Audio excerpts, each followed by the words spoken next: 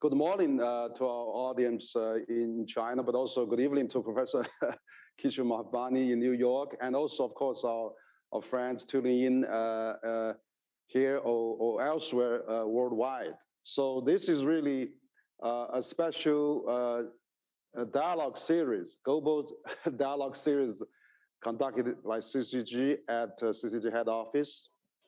So we are really pleased to host today Professor Kishore Mahbubani, who is also a good friend of mine, old friend of mine, and to talk about his latest new book, actually just translated into English and Chinese, actually, published in China by CCG, has China Won, the Chinese Challenge to American Primacy.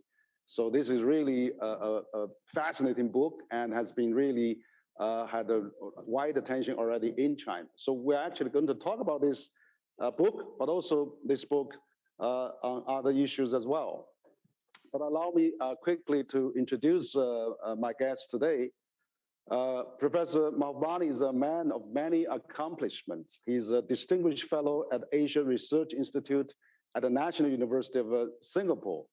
Of course, he's also the founding dean of the Li Guangyao School of Public Policy at that university. I remember many years ago, we had many times, I went to that school and had meetings with Professor Mahbubani.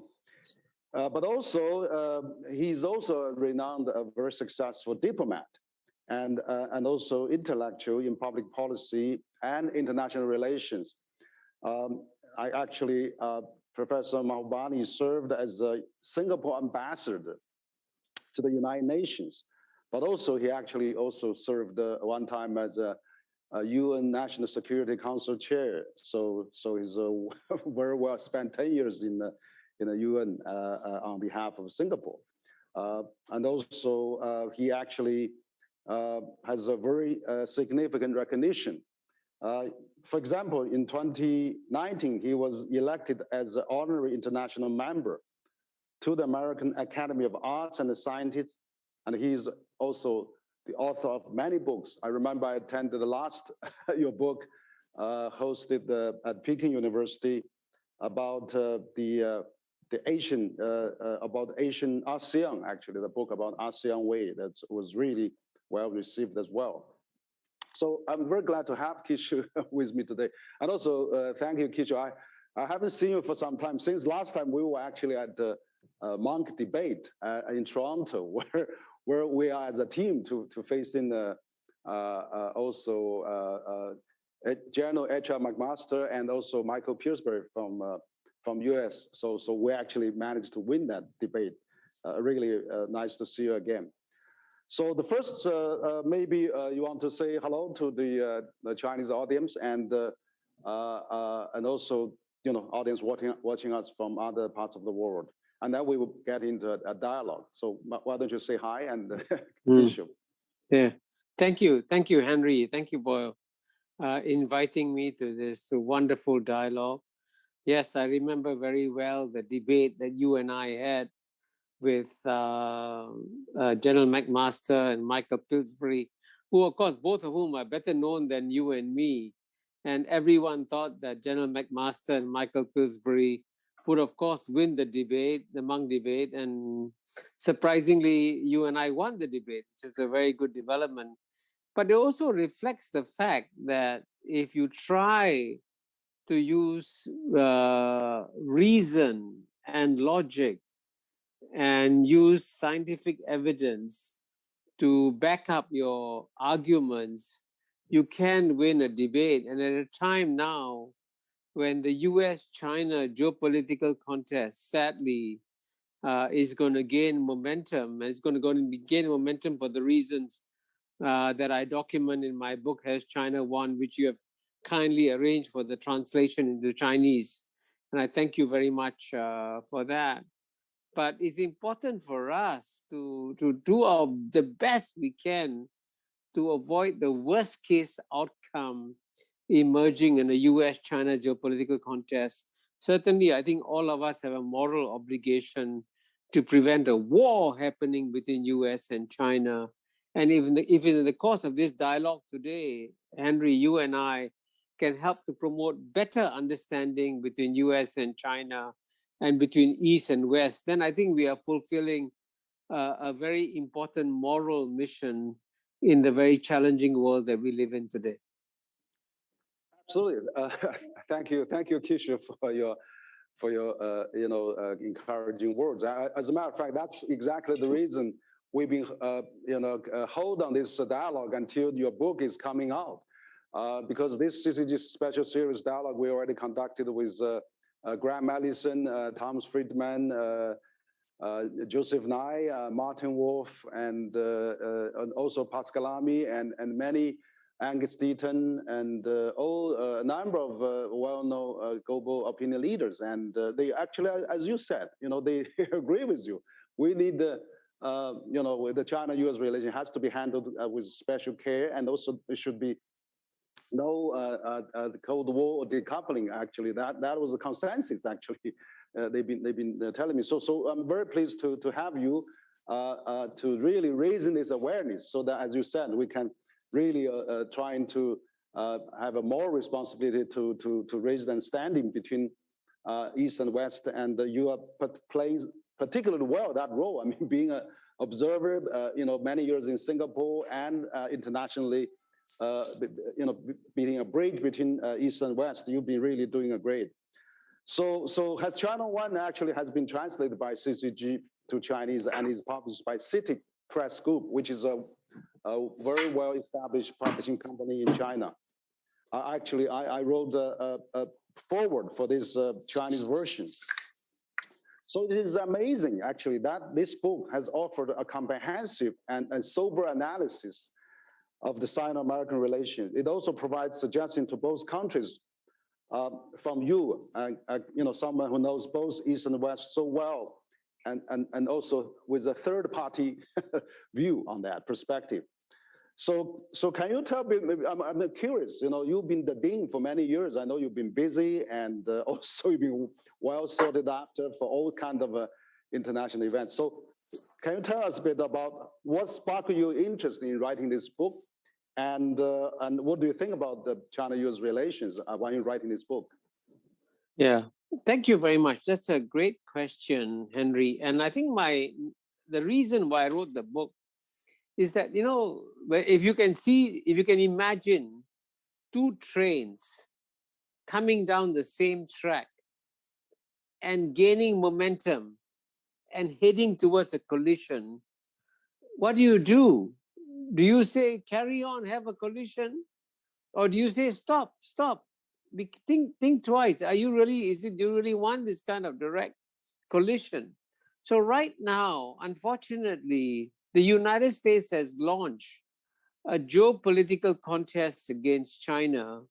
And so as a result of that, the US and China are racing towards a collision like two trains. And my goal is to try and stop the worst case scenario of an all-out collision between these two trains.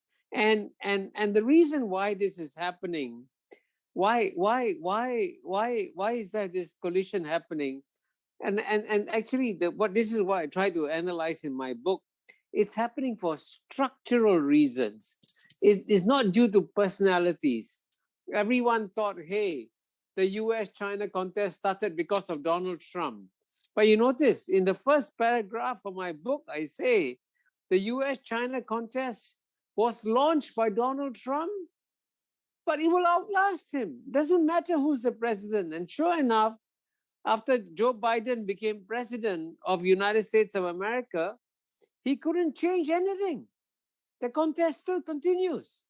And even though Joe Biden said in his election campaign that Trump's tariffs are hurting the American people, hurting the American workers, Joe Biden cannot remove them. And why can't he remove them? Because the geopolitical contest is driven by structural forces. And that is actually the main reason why I wrote this book, to try and explain the structural forces that are driving this contest. And let me quickly just mention three.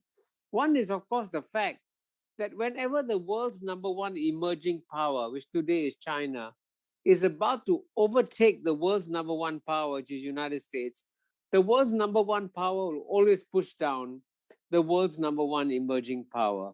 So when the United States tries to prevent China from succeeding, that's normal behavior. That's what all great powers do. But the second structural force, which is something that nobody talks about, which is that there is also a fear of the yellow peril in the Western imagination. Now, this is something that is politically incorrect to discuss in many Western circles, but it's a fact. It's been there in Western history. And at the end of the 19th century, the United States Congress passed something called the United States Racial Exclusion Act to keep out Chinese migrants. Now that already confirms that there is this fear of yellow peril that exists in the American psyche as well as the Western psyche. And of course, there's also the third structural force that's also explaining this downturn in US-China relations is that there's been a bipartisan consensus in the United States among both the Republicans and the Democrats that after the United States engaged China, after the United States opened up China economically, China would also open up politically and become a liberal democracy, and then the liberal democracy of China and the liberal democracy of United States would live happily ever after. Now, as you know, that's a fairy tale, but that's what Americans believed in.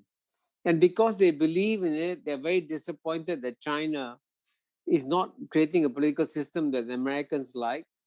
And so the net result of it is that this is another reason why the US-China geopolitical contest is gaining momentum. So there are structural reasons why this is happening, and it's not due to personalities.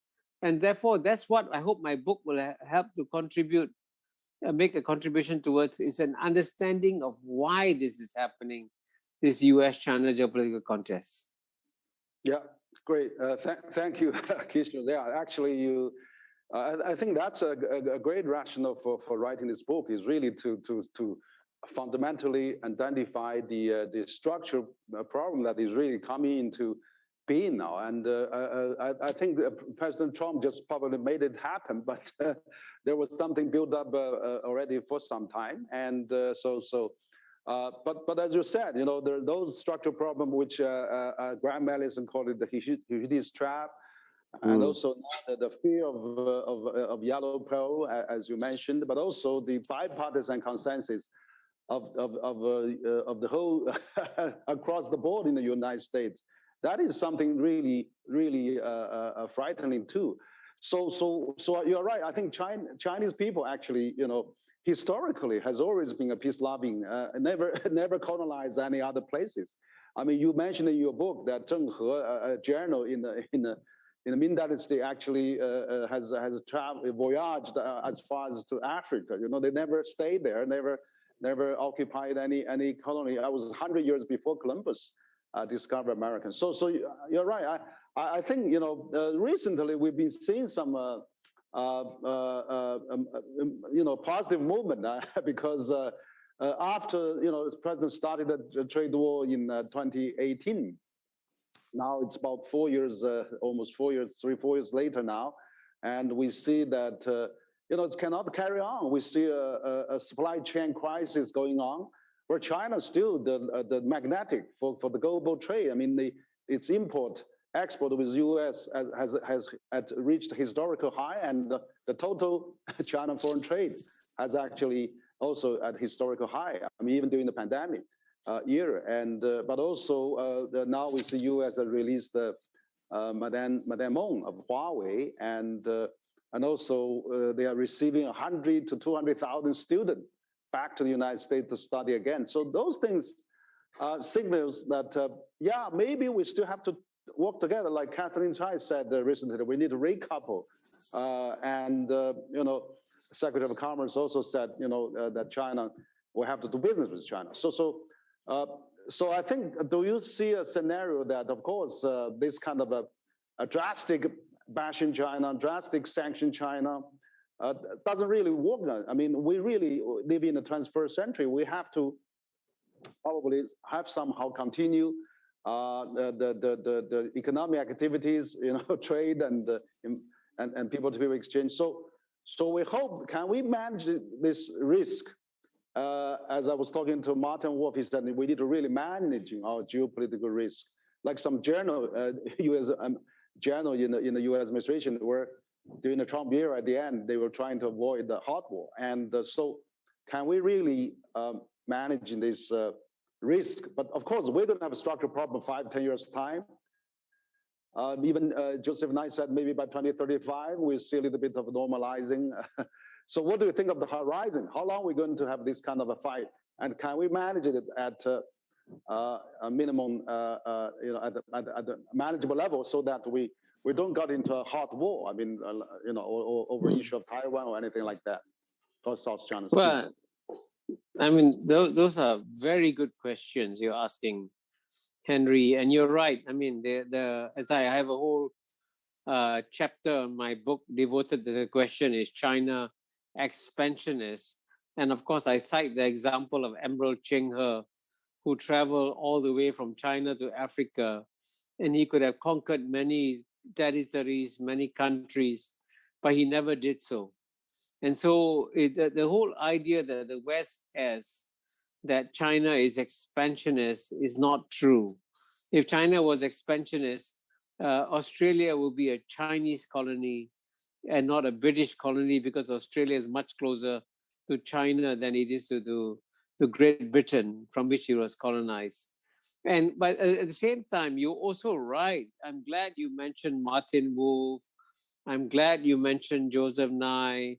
And you spoke about how they mentioned that you got to find a ways and means of managing this U.S.-China geopolitical contest. And I agree with them. There is absolutely no reason, and that is the conclusion of my book, as you know, at the end.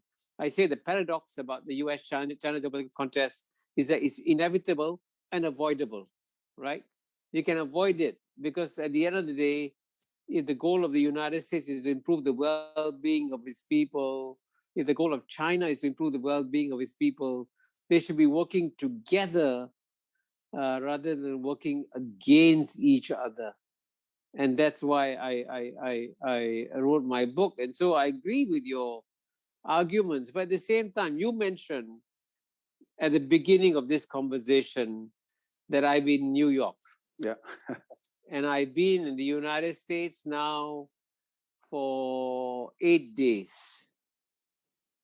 And the mood in the United States is very anti-China.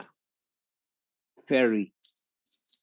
And I have met many Americans who say to me directly, openly, honestly, China is the enemy. And I was quite shocked, because even though I have written a book about US-China relations, so I know the state of US-China relations. But even in the time since I've written my book, right, and since I researched my book, there has been a tremendous shift against China in the American body politic. And that's a very sad thing, by the way. And I actually believe that there is no reason why the United States should regard China as the enemy. Because China is not trying to conquer the United States of America. China is not sending naval vessels to go to California. China is not sending armies to the Mexican border, to the Canadian border, to invade the United States. It's not happening. And yet, so many people in the United States believe that China is the enemy. And so, even though all the people that you have interviewed, the Joe Nyes, the Martin Wolves, and others, Tom Friedmans, who at the end of the day, I think I know them all, want to try and achieve a reasonable outcome. But at the end of the day, it's the politicians who have to make the decision. And you notice, as I said, that even though the Joe Biden himself said that Trump's tariffs and sanctions have hurt the American people, he cannot remove them. He cannot do anything about them. And even Catherine Tai, whom you mentioned, I was hoping that in her speech she would say, okay, we will lift some of the tariffs and sanctions because they haven't helped the American people. But she can't do it. You see? So the mood in the United States, Henry, today is so anti-China that I'm personally very frightened by it. Really frightened by it. I had no idea how much the mood against China has become so negative in the United States. And that's why we need to have this dialogue to prevent the worst case outcome happening between US and China. Absolutely. Yeah, it's really amazing. I mean, we haven't been to the US since the COVID broke out, January, February last year. I mean, so it has been really, and also there's no foreigner comes to China too because of COVID, because we, any foreigner come to China, there will be 3 to 4 weeks quarantine. That's a huge time investment to come. So it's really made that difficult. But this communication, are we in a communication crisis? For example, we recently published another book called Consensus or Conflict, which we have gathered so many authors to contribute on that book, published by Springer Nature, and you candidly contribute that chapter there too. That has been downloaded for 100,000 times already. It's amazing. But one of the chapters we're talking about is, are we in the communication crisis? Because you see in China, we don't, I mean, English is not our native language. We don't have an international, Anglo-Saxon, they have a big impact, build up the international, media and all those, mainstream outlets of all the Western voice. And then they are not able to come to see what really in China happening. And of course, also the narrative of China, because we're not really good at the international language. So we really need to, how we can really enhance that. I think you mentioned some of that in your book as well, that, this communication and then this dialogue. And of course, the final question of your book is not whether America has won or China has won. Is really the humanity has to win. And I mean, we're facing pandemic, which is like a third of a world virus war. It's not a world war, but a virus war. And we're not really getting our act together. And that is really something, really afraid of. But then you said everybody has already in the US come to this kind of consensus. View China as an evil empire. That's something really, how we can correct that. I mean, of course, the dialogue is, you are doing it. Book you've been writing is so important to do that. Well, I think you're right. The danger is that many Americans have already begun to see China as the evil empire, and we must, in one way or another, challenge that perception. But that requires a lot of effort, Henry, a lot of effort. And here, actually, I believe that the rest of Asia must speak out more loudly and more strongly to say that the US-China geopolitical contest is not just damaging the United States, not just damaging China, it's also damaging the rest of the world. And certainly, I'm very glad you mentioned that we face common global challenges. We have the global challenge of COVID-19, which is still not over. And you're right. I mean, I haven't been to the US for 18 months because of COVID-19. Normally, I come 2-3 times a year to the United States. And I also go to China 2-3 times, and I cannot visit China still. and I cannot even go to China to launch my book, this book that you just showed, because of the quarantine requirements that China has. So COVID-19 is a common challenge, and equally climate change is a common challenge that we all have to work together for. And you mentioned the last part of my book where I say it's not a question of whether or not China has won or whether the US has won, but it's a question of whether humanity has won. And in the same last page, I say that, you know, we in humanity think that we are much smarter than the apes, you know, in living in the forest. But if the apes are living in a forest, if the forests around them are burning, the stupidest thing they could do is continue fighting. They should come together to put out the fire in the forest. And the global warming is basically asking humanity, are you really the most intelligent species on planet Earth? If global warming is going to kill human beings, regardless of whether you are in China or United States or Bangladesh or Brazil or Nigeria or Norway, it doesn't matter. Climate change is a common challenge. So all of humanity, we should be coming together to fight climate change, and therefore we should press the pause button on this US-China geopolitical contest.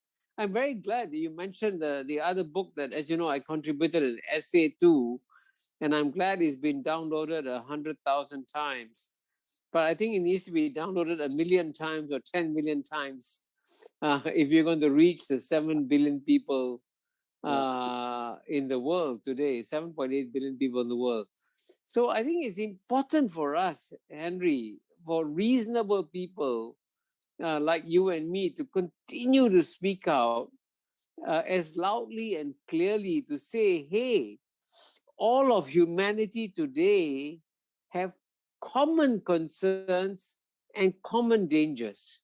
And the need to cooperate is much more important than the differences that we have. But giving that kind of message in today's environment, even especially in the United States, is going to be very, very difficult.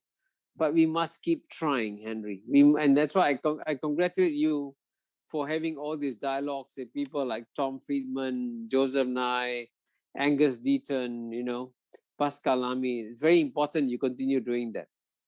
Mm-hmm. Thank you. Yeah, Kishore, I'm really pleased to hear that. You encourage our activities. So since the China-US being one of the, I think, two most important bilateral relations, and then we can really let that go extremely wrong or go to the really more dangerous stage. I think maybe there's a few areas we could talk about further that we could collaborate. So see, we can really get both countries can be held together and at least at a manageable level.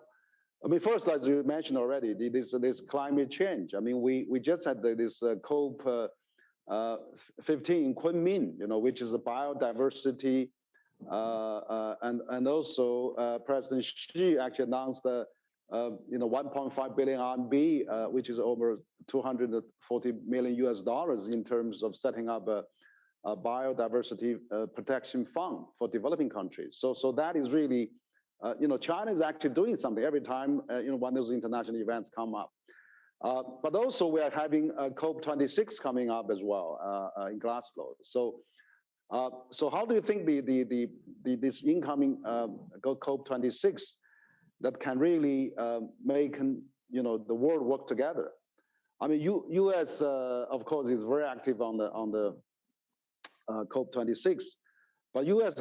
hasn't really joined the biodiversity convention of biodiversity CBD, on that yet. But I know that the climate change is really a huge problem. We have hot fires in the U.S., floods in Europe, in China, and volcanoes, and I mean extreme weathers these days. For example, we had the most rainfall we had for Beijing this year, and then now it's getting extreme, very cold now. So how do we can work together to solve these this first, one of the common challenge. I mean, in addition to the pandemic, this climate change that really facing not only China but the world.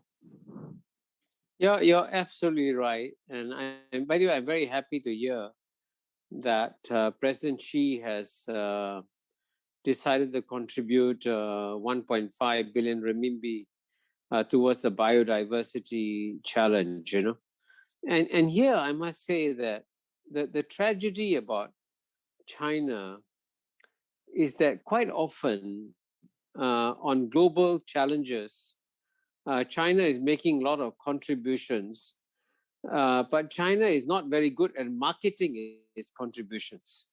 The world doesn't know what China is doing. And I'll give you 3 or 4 concrete examples, Henry, to prove my point.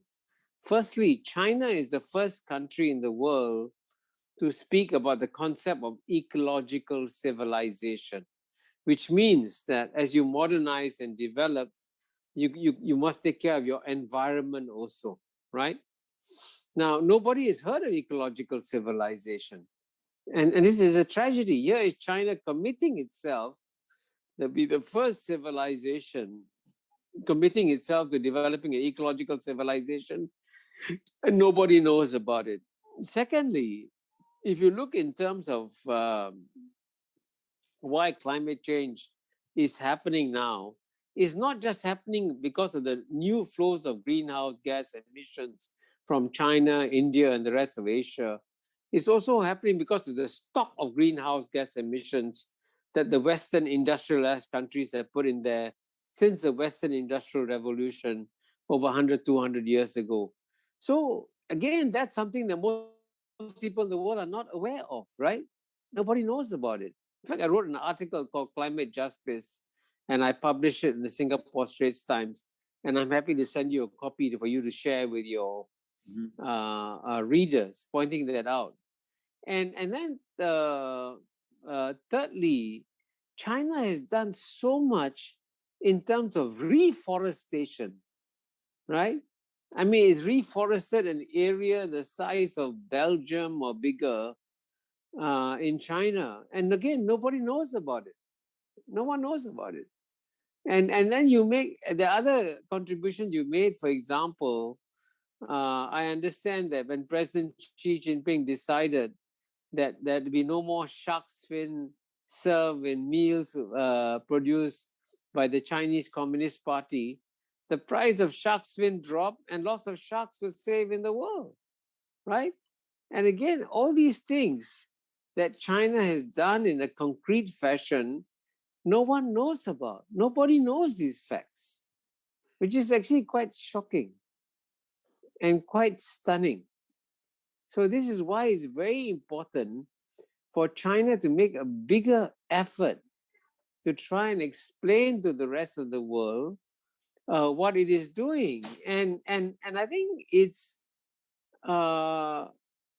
important to make sure that this message is conveyed not necessarily by spokesmen of China, but by friends of China around the world. I mean, and all they shouldn't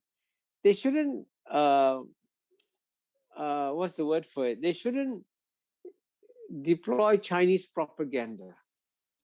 They should just tell the facts.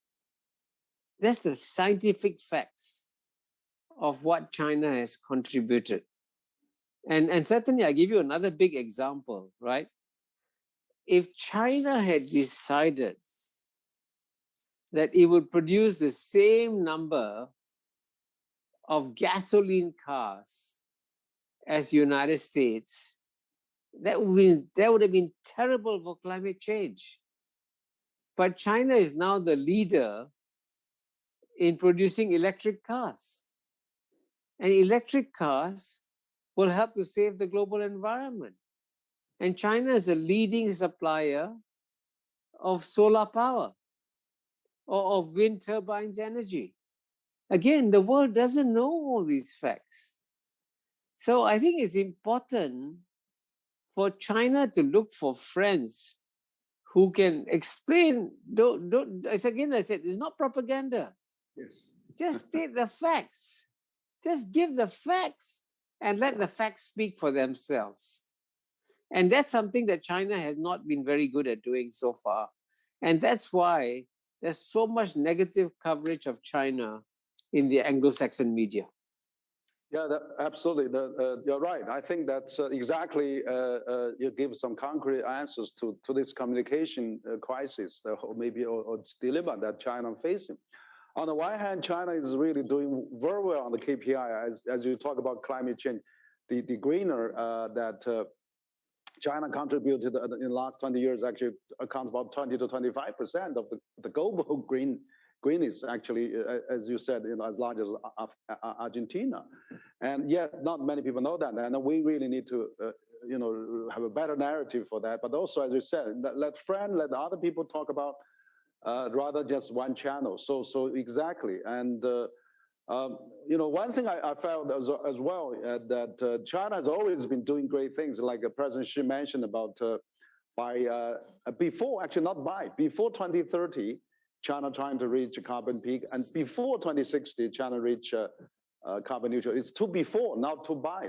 So that means could be ahead of schedule a bit as well. And the other thing is President Xi also announced this year at the UN that they're going to stop the building fossil power plants outside China, which is, immediately another big commitment. Actually, in China, the 14th five-year plan already, made a target that by the 5 years' time, they conclude they'll cut the energy per GDP consumption down 18%. They'll cut the carbon down by 13%. So it's a really a lot of concrete plan, yet not properly explained. So I have another question is that China's been doing well on those KPI. Like now we are in a supply chain crisis world now. I mean, President Biden just announced a few days ago they're going to have the port in New York or Los Angeles has to be 24/7, the whole shift trying to, relieve the challenge, the problem that the U.S. facing. The supermarket is in shortage of goods and things like that. Well, China is, is always doing well on those infrastructure. For example, out of the 10 largest ports, 7 of them are in China, and also, as you mentioned, China is the leading technology, biggest producer of clean energy vehicle on wind power and solar power and hydropower. So can we actually work together? The U.S. is proposing this infrastructure bill. Still hasn't been completely approved yet. And but there is a structure. Then President Biden said, build back better world, B3W. I mean, can B3W, work with China, for example, Belt and Road? I mean, or can we elevate Asia Infrastructure Investment Bank to a global infrastructure investment bank? So that really we're trying to build up some larger pie for China and the US to work together, rather than we demonize each other or we view each other as a threat. So those are really how we can work together. I mean, multilateralism, World Bank, ADB, AFDB, and IMF, WTO. Can we really work together? What do you think about that? Can we find a larger pie, that a better objective for both countries and the world to work together, rather than we've been obsessed with this geopolitical conflict? Yeah, well, I mean, that's a very noble objective, Henry. And I think it can be done. But to achieve that, to achieve global cooperation, you first need to explain to people why global cooperation is important. And, I wrote a book on global governance called The Great Convergence, which actually has been published in China also. And in that book, I explain that the globalization has shrunk the world. And as a result of shrinking the world has changed fundamentally. And to explain how it has changed fundamentally, I have used the analogy of what I call a boat analogy. So in the past, when 7.8 billion people live in 193 separate countries, it was as though they were living in 193 separate boats. And each boat had a captain or crew to take care of it. And the boats were separate. So if one boat got COVID-19, then another boat would not get COVID-19 because they're on a different boat, right? COVID-19 cannot go from one boat to another boat, right? But the world has shrunk. And now the 7.8 billion people, when they live in 193 separate countries, they're no longer living in 193 separate boats. They're living in 193 separate cabins on the same boat. And if you had any doubts about it, COVID-19 showed it. COVID-19 began in one cabin, maybe it began in China, and it spread around the world, right? Clearly. So it shows that we are all of us on the same boat. So if you're on the same boat, we should take care of our common boat. And we now know, frankly, that if we destroy planet Earth, we have no alternative, right? If we destroy the environment, the climate, the atmosphere of planet Earth, and we have we cannot go and live in any other planet. We cannot transport 7.8 billion people to Mars or anywhere. And Mars is not inhabitable anyway, you know, maybe except for Elon Musk, maybe he can go and build a small colony for himself there. But you know, humanity cannot go and live in those places. So it's important for us to understand that we are now on the same boat and that we have a common destiny and we have common challenges. But this requires a complete change in mindset on the part of the policymakers. But the problem here is that especially many of the Western policymakers, their concepts of geopolitics come from the 19th century. And you know, when I talk about the structural forces that explain why the US-China geopolitical contest is continuing, is because they're applying 19th century geopolitical concepts to the 21st century. Because in the past, when you live in separate countries, it's as though you're living in separate boats. Now all of us live on the same boat. So our common interests and common challenges are much more important. And therefore, I hope that we got to change them. If you want to achieve what you suggested in your question, Henry, how we can all cooperate together, we can.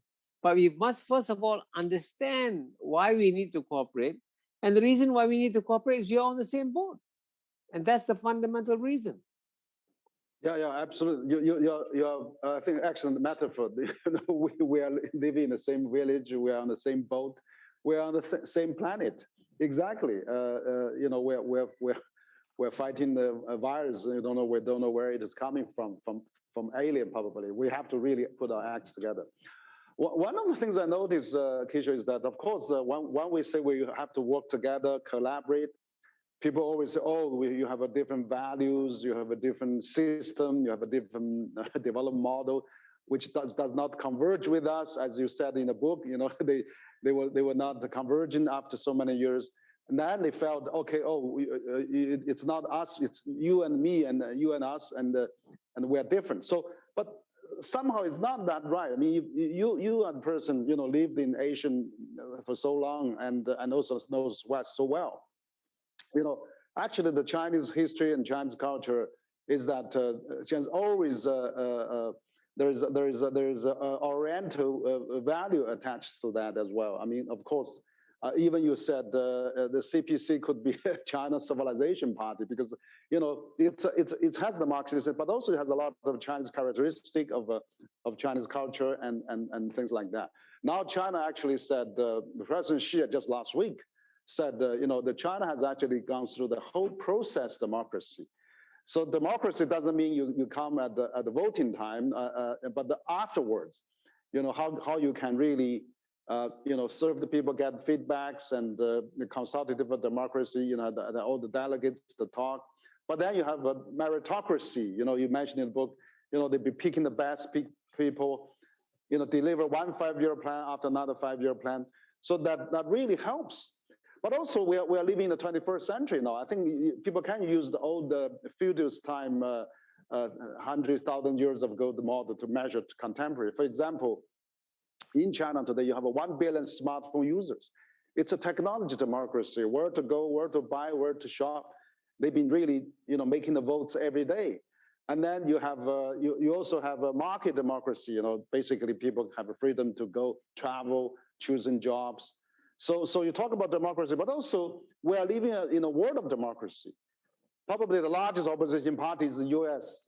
U.S. government for China. So people read all the digest everything, you get feedback, all the information, think tanks. So the leaders can make very wise decisions so that they can avoid kind of the old, the old days when the information was not really that easy. You need everybody to vote on that. So that kind of a new model. I mean with the Chinese characteristics. Would that explain some of Chinese success on KPI, the fastest growing economy? So that Fukuyama-san said it's not the end of the history. Can we accept this kind of a new Oriental or Chinese development methodology, and so that we don't really think you have to converge with us, otherwise I'm going to make you an evil empire for that. So can we come to a more multipolar or maybe more diversified world in terms of value, in terms of acceptance, in terms of respect each other for way to work? Yeah. Well, that's a very good question, and I think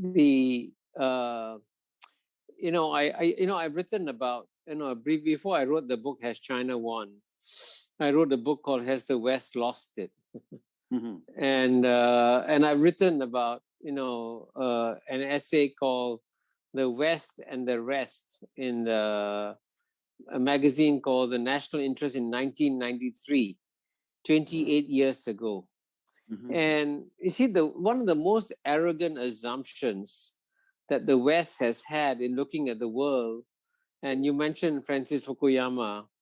As you know, Francis Fukuyama wrote an essay called The End of History at the End of the Cold War, in which he said, basically, it's a sophisticated message, but what all the Westerners heard was that the West has succeeded, the West has achieved liberal democracy, and all the rest of the world now has to copy the West, so the West doesn't have to adapt and change to other cultures or other civilizations.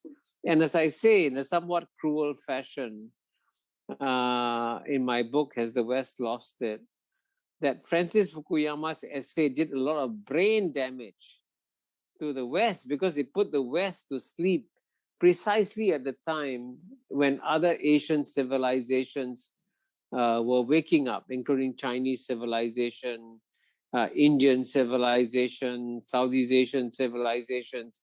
So I think it's important for the West to accept the notion that other civilizations will not become carbon copies of the West. I mean, that's the most fundamental thing that the West has got to learn to accept.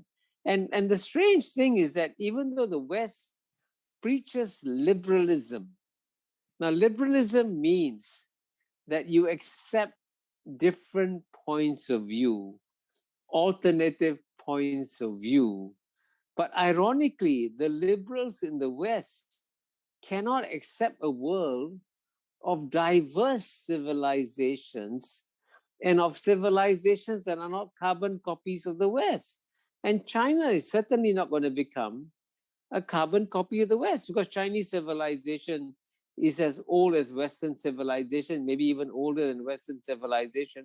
So of course, China is going to be quite different. And in the case of China, Chinese leaders have to understand Chinese history, Chinese tradition, Chinese culture, and also Chinese strengths and weaknesses. And in the case of China, whenever the central government in China is weak, the Chinese people suffer. So when the Chinese government is strong, central government is strong, the Chinese people benefit. And that's why the last 30 to 40 years of Chinese history have been the best 30 to 40 years of Chinese history for the bottom 50% in China in 4,000 years of Chinese history.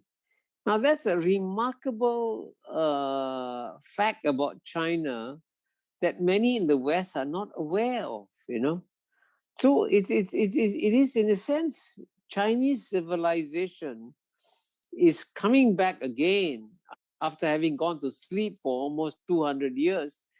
But Chinese civilization has failed to explain the nature of Chinese civilization to the Western audience. They don't understand it at all.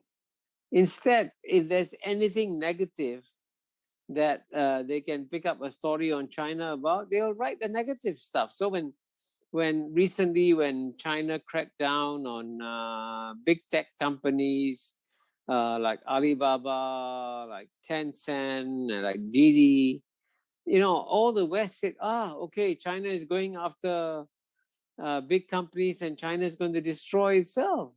Really? I mean, okay, China may destroy itself. Or is China trying to create a society which is not a plutocracy? And as you know, in my book, Henry, I give a whole chapter to the question of why America is weakening itself by becoming a plutocracy. So if China decides not to become a plutocracy, that's a positive development for China. So, you know, this is something, again, that's very hard to explain to a Western audience. So what China needs to do a better job of is to explain to the West and say, we respect the fact that you in the West, you want to have a certain kind of society, which works better for America, for the West, where you emphasize individual rights more than individual responsibilities. But maybe China wants to have a society that emphasizes individual responsibilities more than individual rights. And okay, we have diverse world. We have two different kinds of social models. Let each society choose its own social model, and then we see which is the best.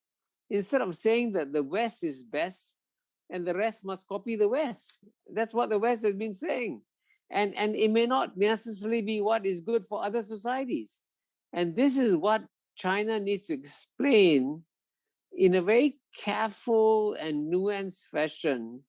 But so far, it has not succeeded in explaining to the West that actually China will never become a carbon copy of the West. That's all. Yeah, I totally agree with you. I think you you put it well. I mean, exactly. I think the individual China put more individual responsibility, more to the individual right. You know, but it's a Chinese social model, and that's the model that actually China contained the COVID-19 because you had the quarantine, you had the lockdown, you had the people. You know, stay at home, but then maybe sacrifice about a bit of individual right. But then it really, the whole society got very free and very function so well. So this actually, this pandemic crisis has actually, on the one hand, proven that maybe you know, the Chinese way of doing things may not be necessarily as bad as people thought in the West. So it's you're right. We have to really talk to people more on that as well, so that we can really explain better how China works. I mean, for example, this year, you know, I mean, it was 100 years of you know, CPC actually founded. But then you see, China has already, President Xi announced that of course we have eliminated extreme poverty. You know, that for the 800 million people, that accounts 70%. Of the global poverty reduction, and fulfill the UN 2030 agenda, 10 years of a schedule. As Larry Summers actually told me at the CCG that this is probably something compatible to the Industrial Revolution of Great Britain, or even greater than that. But see, China never stopped. China now proposed another objective, is the common prosperity. You know, China, you know, after leaving 800 million people of extreme poverty, now they are thinking about the working class. You know, those DD drivers, those you know, migrant workers, or those delivery boys, and all those working 200 50 million migrant workers working in different parts of China, where Premier Li has addressed, 600 million people living about 1,000 RMB a month. So now they're working on those less wealthy, less affluent. Exactly to avoid the problem you mentioned in your book about what happened in the U.S. is 1% of Wall Street, maybe equal to the 50% of the general population that really hasn't really seen any progress in the last several decades. So this common prosperity now, I think the government is having. As you mentioned about there's also trying to stop some monopolizing of the big big conglomerate big companies, but also trying to be more fair. Like recently there's also clamp down on extreme extra activities on after school for those too much burden on the pupil, on the elementary student or high school student. So I think there is a lot of way Chinese government, as I said, have a strong central government, and then they are pushing for those noble objectives, trying to achieve another goal for 2049, which by 2035 China is going to build a well-to-do society, but by 2049 a modernized society. So what do you think about this common prosperity? China now immediately shifted for another, building probably the largest middle class in the world now. I mean, with the common prosperity. What's your take on that? Well, as you know, in the West, there are two schools of, outside China, there are two schools of thought on common prosperity and what China is trying to do with it. The Anglo-Saxon view is that that China is shooting itself in the foot with the common prosperity, because when China goes after the big tech companies like Alibaba, Tencent, Didi, and when China restricts the power and influence of big companies, then China is only ensuring that American big tech will succeed and win. So some people in the Anglo-Saxon world are actually celebrating the fact that China is going after all these big tech companies. That's one school of thought. But the other school of thought, and this is what I suppose is the view maybe in China, is that these companies in some ways have become too powerful and are putting the interests of the company ahead of the interests of society in many areas. And so, for example, like video games may be bad for the population at large, and too much tuition may be bad for the society at large. So what China is trying to do is some kind of a societal correction, which may actually help the Chinese people and help Chinese families, and maybe may result in once again China producing more babies if you create a more balanced society for people, especially at the bottom. And so right now there are these two schools of thought on what common prosperity means, and with only time will tell which school is right. But I think it's at the same time, it's very, very courageous for the Chinese government to take on some of these big tech companies, because you may end up in China hurting itself in the process. So it's got to be done very carefully, and it's got to be handled in such a way that, on the one hand, the common prosperity spreads in China, but on the other hand, you got to make sure that China's global economic growth also doesn't slow down. And so these are contradictory objectives that you got to handle very well. Yeah, I think, absolutely. We need to strike a balance for that. You're right. I think that on the one hand, we need to really, to maintain the economic vitality and entrepreneurship and market forces to be ever strong. But on the other hand, I think we also need to raise the working class in China, and then so that the migrant workers, for example, I mean, they had well protected. I think China's made a lot of progress for that. For example, China now has over 1 billion people have some kind of a social security benefit already, and 1.3 billion people have some kind of Medicare protection already. So that's probably the largest in the world. And then just to really improve on that, to create a larger middle class, I think this is something, is, as you said, very bold initiative. But if it handles well, it really can avoid this polarizing society that we see in some other countries, and that maybe populism, nationalism could be really keep at the base, so that not going to really disrupt the whole society, that the progress China is making. So that's my understanding of this common prosperity. Yeah. Now I'd like to maybe shift to another area. I think that last year we actually see at the end of last year we see a very big breakthrough. Actually, just during this presidential changing from Trump to Biden, we see RCEP has been concluded during this time. We see China also signed a big agreement with CAI, with EU on comprehensive investment treaty. But of course, this year, China has been very strong. That after Premier President Xi, last year President Xi at the APEC summit mentioned about China is positively considering joining CPTPP, and this year Chinese Minister of Foreign Commerce has actually officially applied to join CPTPP. So, do you think about this Asian prosperity, this Asian, now ASEAN is already become the largest trading partner of China.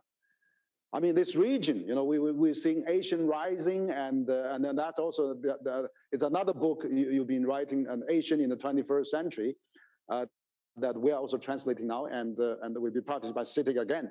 But what do you think about this Asian rising, and also the importance, the implications, and also the East Asian, East Asian culture, and how is this going to impact with all those latest trade scheme happening?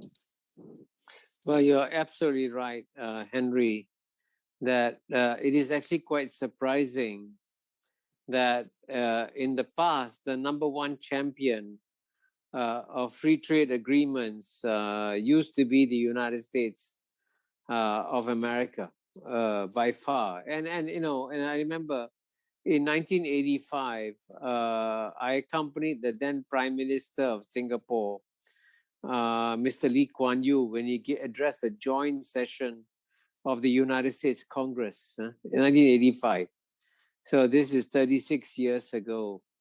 And in that speech, Prime Minister Lee Kuan Yew mentioned about how the United States, by championing free trade and by explaining the virtues of free trade, had helped to generate global prosperity in the world. 36 years ago, it was the United States that wanted to sign free trade agreements with everybody. And I think China had not signed a single free trade agreement in 1985. And what's amazing is that today, the roles have reversed in a very profound way, where today United States Congress is not willing to sign or ratify any free trade agreement. So you mentioned the CPTPP. I mean, it was actually President Obama who signed the Trans-Pacific Partnership, but the US Congress and US Senate will not ratify it at all. And so it's a tragedy. And now it's actually China that wants to join the Comprehensive Partnership for Trade, CPTPP. So, it shows how much the world has changed. So it's very important that we in East Asia continue to promote free trade. And here I must say, on the question of free trade, I'm glad you mentioned that RCEP is being concluded.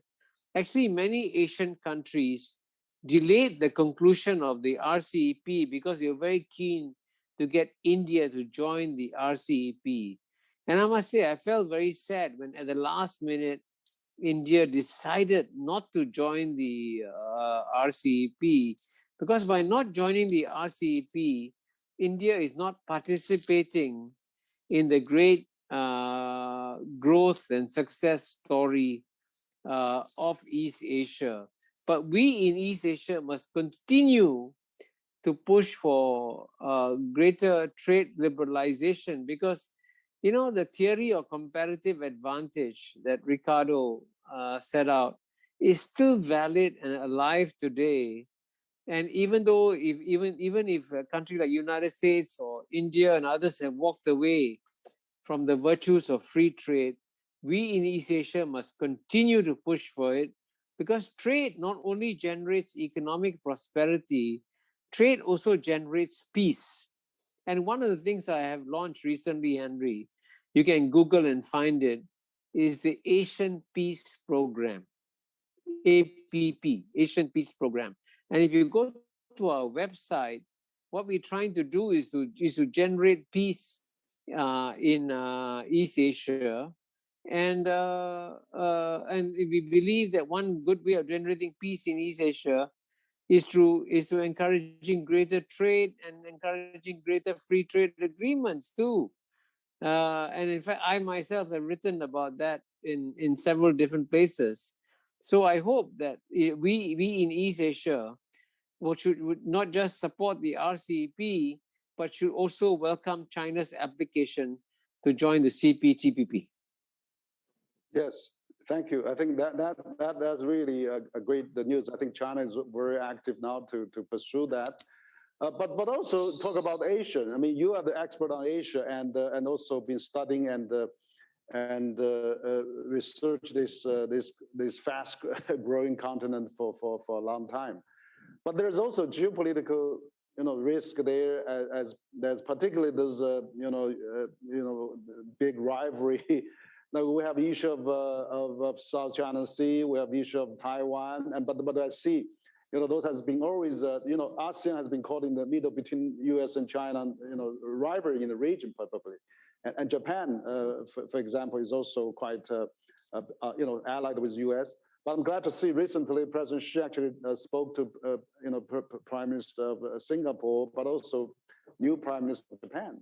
And so, what do you see the solution of this, South China Sea issue with ASEAN countries, and it's probably this Taiwan issue, and also ASEAN country taking sides? I mean, if they have to, if there's really a serious geopolitical conflict, what's your advice to the region, for example? Well, by the way, you're right. There are many difficult issues in our region.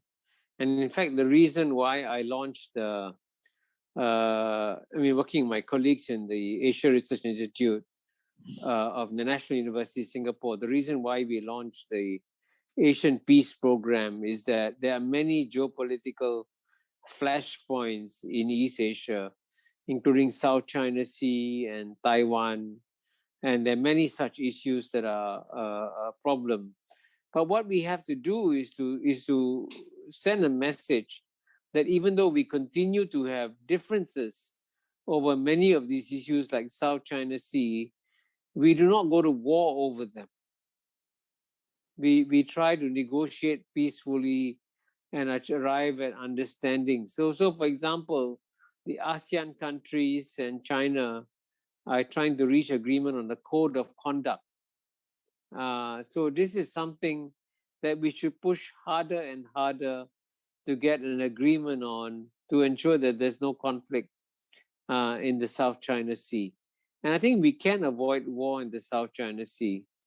But I'm not so optimistic that we can avoid war on Taiwan, because on the issue of Taiwan is a much more sensitive issue for China, because China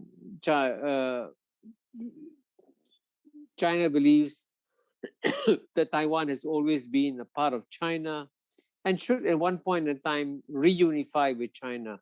And of course, all of us are hoping for a peaceful reunification between Taiwan and China. But for that to happen, it's important that all the parties do not violate the one China policy that has been agreed to by everybody. And this is what worried me about the Trump administration, because in the Trump administration, the Secretary of State, Mike Pompeo, tried to walk away from the one China policy.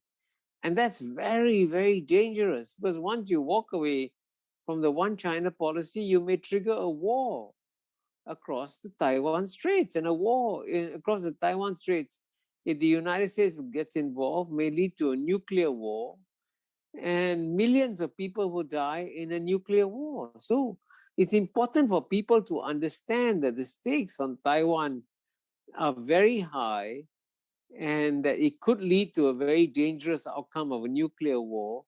And so the best way to avoid a nuclear war is not to change the status quo on Taiwan. And then do not change the status quo, we must all respect the one China policy. And this is something, for example, most Asian countries respect the one China policy. And so we must all speak out and explain to the Western countries why the one China policy is important and why they should not go back on agreements that were negotiated very carefully between the United States and China over the past 50 years since Henry Kissinger went to China in July 1971. Yeah, thank you. I think absolutely a very important cornerstone. I think the three communique between U.S. and China, we really should maintain that momentum and not changing status quo for that, and in order to really not avoid this military conflict. That's really important. So finally, before I go to the media question, I have another one. Is that now, this year is the China joining the UN for 50th anniversary. Is China joining the APEC for 30th anniversary? China joined WTO for 20th anniversary, and it's really, it's symbolized China's open for the rest of the world. So, I mean, in your book you mentioned also that when Bretton Woods was founded, I mean, or you talked in the past that there was only 2.5 billion, how many billion people in the world, and today is 7.8 billion people. You just mentioned. So does the world global governance is falling behind global practice? Can we really reflect that? I mean, what can be done for the world and then multilateralism, and how China can really play some more responsive role and larger role into this process? Because we need to upgrade the current global system, enhance it and improve it. So what's your advice to the global? You've been working at the UN for so long. I mean, China is celebrating actually. China joined the UN for the 50th anniversary. So what do you think about multilateralism, where China should do more, or maybe the world should we can collaborate better with the world? Thank you. Very, very good question. And as you mentioned, Henry, I was ambassador to the UN for over 10 years. And after having been ambassador to the UN for over 10 years, I fell in love with the United Nations. And I think the United Nations is one of the most wonderful organizations in the world. And the United Nations Charter is one of the most beautiful documents in the world. So we should work together to try to strengthen the United Nations. And one of the mistakes that the West has been making, and I documented this in my book, the Global Convergence, which, as I said, has the Great Convergence, which has been published in China also, is that the West, even though the West created all these multilateral institutions, including the United Nations and including affiliated organizations like World Health Organization, World Trade Organization, the West has been trying to weaken these organizations over the past 30, 40 years. And I keep emphasizing that this is against Western interests when they do so, because it's not in their interest. The West represents a minority in the global village, and it's not wise for the West to strengthen institutions of global governance in a global village. And so I hope that China will do the exact opposite of what the West is doing when it comes to the United Nations. And for a start, I think that China should try to revive the United Nations General Assembly. Because the United Nations General Assembly, at the end of the day, represents what I would call the Parliament of Man, or the National People's Congress of humanity. And so China should do its best to go to the United Nations General Assembly and debate many of these global issues. So when the United States invaded Iraq, they said, oh, we are doing something which is in accordance with international law.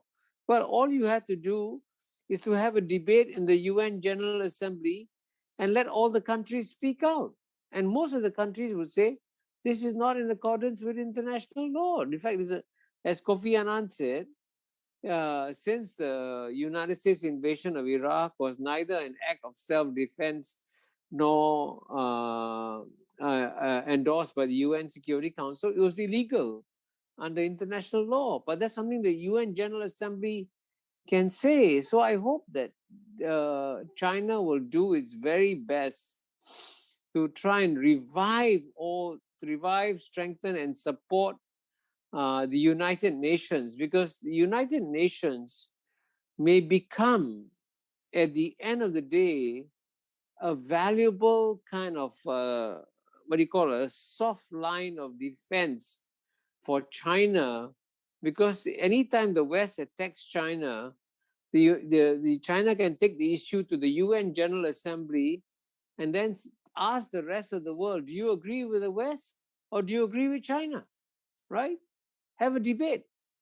And then the West will be surprised to discover that many in the world don't agree with many of the points that the West is making on global governance issues. And so this provides a geopolitical opportunity for China to strengthen these institutions of global governance like the United Nations.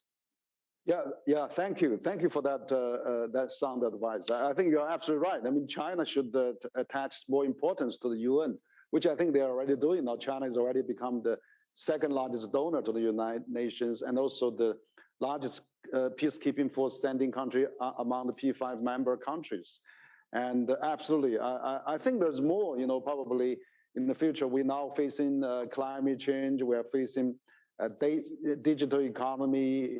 Maybe we should have international data organization, or maybe a carbon international climate change. So that multilateralism, we need some new structure, and that hope that China can be more actively involved on that. You're right. We should really get us more actively involved. I mean, this is half a century has passed since China embraced again UN system, which I think still the cornerstone of the world peace and prosperity. And China should really, as you said, be more active there and have a debate. I mean, on the global parliament there. I mean, that's really the right word to put it. So we have actually had a very fascinating discussion, and we have before we know you come, we have collected a few questions on this. We are actually, my staff was telling me we had almost 250,000 people watch us online, which is very, very significant. So I have a question from China News Agency that mentioned, basically, he said, you once said that the US Biden administration's China strategy is doomed to fail. And why is the evaluation? What do you think is the biggest problem, the current US strategy towards China? So the news, China News Agency actually been following you and raised this question for you. Well, I think, the tragedy about the Biden administration's policy towards China is that on the one hand, Joe Biden is a much nicer man than Donald Trump. We should all be happy. We should all clap that Joe Biden won the elections and Donald Trump did not win the elections, because he's a much nicer guy and a much more friendly and a more thoughtful person. And I was actually hoping that the Biden administration would therefore adopt a fresh approach towards China. But unfortunately, as I mentioned at the very beginning of my comments, I've been in the United States for a week now, and the mood in the United States is very, very anti-China. And many in Americans see China as the enemy. And therefore, the Biden administration's hands are tied and they cannot change the policy. And the tragedy, the reason why it's a real tragedy that they cannot change the policy, and you mentioned about the strategy, as I document in my book, Has China Won?, which you have just published and translated into Chinese, the fundamental mistake the United States has made is that it has launched a geopolitical contest against China without working out a strategy. That's amazing. There's no strategy. And as you know, I say in the book that the man who gave me this insight that United States doesn't have a strategy is actually America's greatest living strategic thinker, Henry Kissinger. And as you know, he was the man responsible for opening up US-China relations in July 1971, 50 years ago. And he was the one who said to me that America doesn't have a strategy. And also, evidence shows that the Biden administration doesn't have a strategy, because all the Biden administration has to do is ask a very simple question. What are your goals? Are you trying to isolate China, like America successfully isolated the Soviet Union with a containment policy? It's not possible. China does more trade with the world than the United States does. You cannot contain the world's largest trading power. Are you trying to overthrow the Communist Party of China? It's not possible, because the Communist Party of China, as a Harvard Kennedy School has documented, a study has documented, is very popular. It's not, you cannot overthrow it. Enjoys the support of the people. Are you going to stop China from becoming the #1 economy in the world? It's impossible. You cannot stop it, because just as China continues to grow and do well and has the same per capita income as other East Asian countries, China, with 4 times the population of the United States, will have a larger economy than the United States. So so all these possible goals are not attainable. So the first question the Biden administration should answer is, what are the strategic objectives of the United States in launching this contest against China? And I, as someone, I watch this issue so closely, but there are no answers at all. No answers. No answers as to what the strategy of the Biden administration is. So I actually, as a friend of the United States, am trying to tell the United States that you are knocking your head against a wall, and you must step back and maybe think very hard before you carry out any actions against China, because you cannot, a young republic like United States, which is less than 250 years old, with 1/4 the population of China, cannot transform a 4,000-year-old Chinese civilization with 4 times the population of the United States. That's a mission impossible. So why not accept the reality and accept the fact that you cannot transform China, and therefore learn to live in a world where there are diverse civilizations and diverse societies. Yep. That's the way to approach it. Yeah, that's a great message. I think that absolutely, we're not trying to change each other. It's a faceted world. Maybe we should try to be more colorful and accept each other for the better, prosperity of the world. And I think you made a very good point there. And also the China News Agency News Service has another question, is that in recent years, of course, U.S. is trying to strengthen the ties with Japan and South Korea, and of course ASEAN is now the largest trading partner So there's a problem of, East Asia and North Asia. How this can China was this actually Confucius value and society which is more at East North Asia now China is caught in between. So the U.S. is trying to at least now get allied Japan and trying to get South Korea into that. So how does East Asian ASEAN country cope with that? I mean, there's a division of Asian also. So can we really get some Asian prosperity and Asian values or Confucius values that we can really have wisdom that we can learn from or benefit from? Well, as you mentioned earlier, Henry, I think you're aware that I wrote a book called The ASEAN Miracle. You mentioned this in the introduction, and it was published by Beijing University Press. And the ASEAN countries are truly a miracle because they have taken the most diverse region of planet Earth, Southeast Asia, with a population of 650 million people. And the 650 million people include 250 million Muslims, 150 million Christians, 150 million Buddhists, Mahayana Buddhists, Hinayana Buddhists, Hindus, Taoists, Confucianists. And so Southeast Asia is the most diverse region of planet Earth.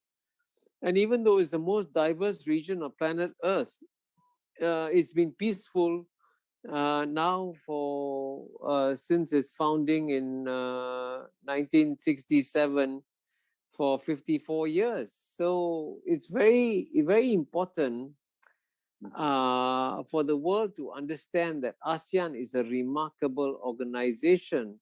And in fact, ASEAN should be regarded as the litmus test of what can be doable or not doable in this world today. So when the United States is trying to isolate China, the ASEAN countries are saying, all of them are saying, they're very different countries, but they're all saying we want to be friends with the United States, but we also want to be friends with China. And we don't ask us to choose between United States and China. And when all the 10 ASEAN countries say this in a united fashion, that sends a very powerful message to the United States that you should be careful about trying to isolate China. Now, of course, the trouble about Northeast Asia is that even though Northeast Asia, the countries of South Korea, Japan, China, Mongolia, and others, most of them are more prosperous and successful than Southeast Asian countries. There still isn't an association of Northeast Asian nations to match the association of Southeast Asian nations. So I think this is something that Japan and South Korea should ask themselves this question. Why isn't there a similar successful regional organization in the Northeast to match the regional organization in the Southeast in ASEAN? So I think it's very important for both Japan and South Korea to try and learn lessons from ASEAN on how to manage global affairs. Because Japan, as you know, has always been trying to copy Europe. But Europe, Europe represents the past. America represents the present. Asia represents the future. So Japan should learn more from Southeast Asia now and stop trying to be the most European country in East Asia. And that way, I think we'll have a much more peaceful and harmonious region in our part of the world if everyone tries to learn from ASEAN. Great. I think that's the best way to put it. Asia is the future. Absolutely. I think we, as Asian country now, is already the most vibrant and most fastest growing economy in the world. ASEAN has actually sent a good example, as you said in your book. But at half a century of ASEAN, I mean, that's amazing. That has produced such a great, diversified, but also unified international way of get together and get organized. So I think we all have an inspiration from that. ASEAN is already become a much stronger unity, and now it's the largest trading partner with China. We actually should, collaborate more, and the same with East Asian. And we hope that, China, Japan, Korea free trade agreement can be really also concluded as soon as possible. Now, the final question, we have another one from Hongxin News, basically saying you've been 10 years at the UN, and you know that organization so well.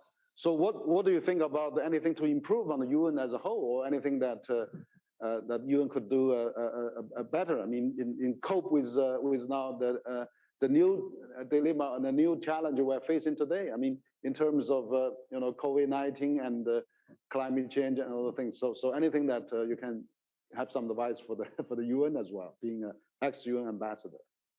Well, yeah, I mean, I as you know, I said earlier, I love the United Nations, and I still I believe the United Nations represents the future, because at the end of the day, to use, earlier on, I used the boat metaphor, right, to show how 193 countries are now 193 cabins on the same boat, right? And why don't I change the metaphor and use the metaphor that Kofi Annan used?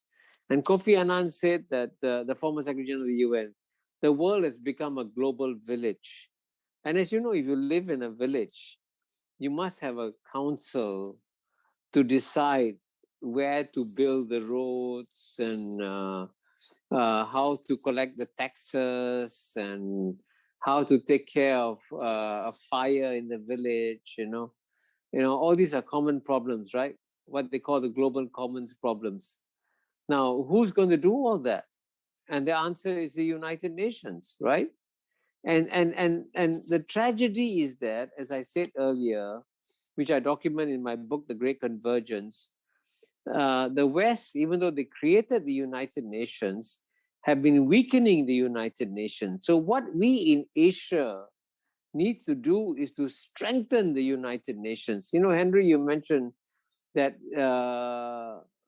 China has already become the second largest contributor to the UN system. That's very good. In fact, China should become the largest contributor to the UN system, just to send a signal that the amount of money involved to support the UN is just peanuts. Really, it costs less. The budget of the United Nations regular budget is less than the budget of the New York City Fire Department. I mean, this is the New York City Fire Department takes care of only 10 million people in New York. The UN takes care of 7.8 billion people around the world. So why is the budget of the UN smaller than the New York City Fire Department? So clearly we must do something more to save the world, right?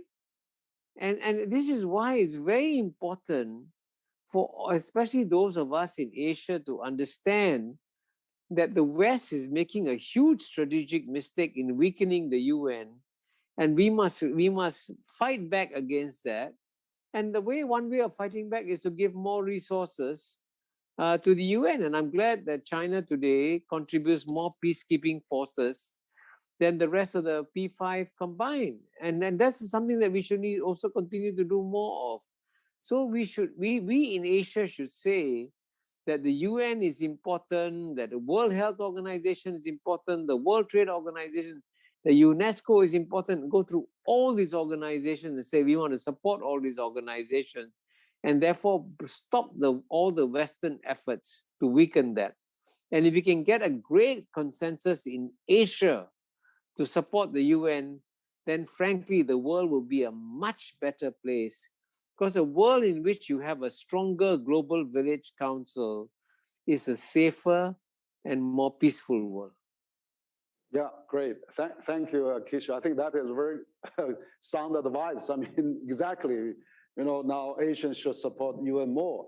And also a lot of world problems now. For example, the recently G20 and passed the new proposal that the minimum global corporate tax, which 15% applied, so that we really should avoid some companies making huge money outside their country, but not benefiting its Midwest or its local workers. So then China take all the blame. So I think the global governance should really be strengthened in terms of have a better distribution of the wealth and also have a better argument at debate at the UN. So I think your advice is very good, and China actually can play a more active role in this global system and support UN with other Asian countries.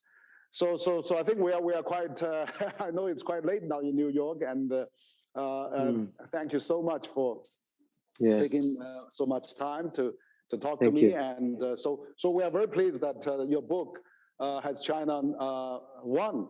Now the Chinese version has been officially published, translated by CCG and published by one of the most famous publishers in China, the CITIC Press, which has published Kissinger's On China, has published recently Schwartzman's book, and many Warren Buffett, and many books, and so I'm glad. I'm sure you're going to be a bestseller in China.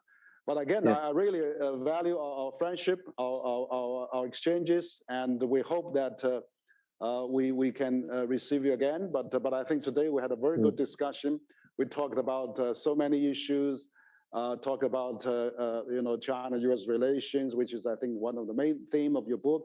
Talking about the climate change, international global governance, United Nations, ASEAN, Asia, all the UN system. So a host of subject we're going to summarize that. We're going to redistribute as well. I mean, we already had about 250,000 people watching this our dialogue. So once again, I want to thank you very much, and hope to see you at next time when you're in China at CCG. So let me also quickly just thank you very much for inviting me to this dialogue. I'm actually quite shocked to learn that there are 250,000 people watching this dialogue that you and I have just done. I hope this means that we have sold 250,000 copies of the book or so to all the people who are watching, and I think they'll find it a useful book to understand U.S.-China relations. But I share your hope that we'll have this dialogue once again, and I hope next time we will do it in person together, in face-to-face, rather than virtually. So let's hope for that day will come very soon. Thank you very much. Thank you, Kishore. We'll leave it to rest now. Thank you. Thank you. Bye-bye. Bye-bye.